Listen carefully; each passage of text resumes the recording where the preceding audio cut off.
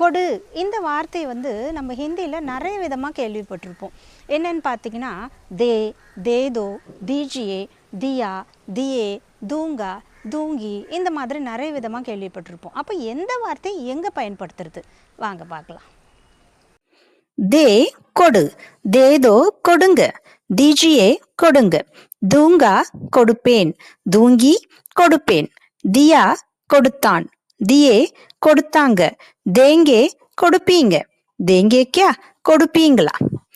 இப்போ example sentence பார்த்தா உங்களுக்கு இன்னும் தெளிவாயிடும். பானி தே, தண்ணீர் கொடு, பானி தேதோ, தண்ணீர் கொடுங்க, பானி தீஜியே, தண்ணீர் கொடுங்க.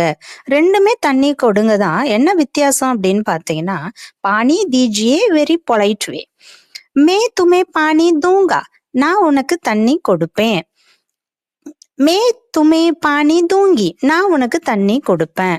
ரெண்டுமே தண்ணீர் கொடுப்பேன் தான். என்ன வித்தியாசம் அப்படின்னு பார்த்தீங்கன்னா, தூங்கா அப்படின்னு சொல்றது வந்து மேலுக்கும் ஆண் பாலுக்கும், தூங்கிய சொல்றத பெண் பாலுக்கும் நீங்க ஃபிமேலுக்கும் யூஸ் பண்ணணும். வ பானி முஜே தியா, அவன் எனக்கு தண்ணீர் கொடுத்தான்.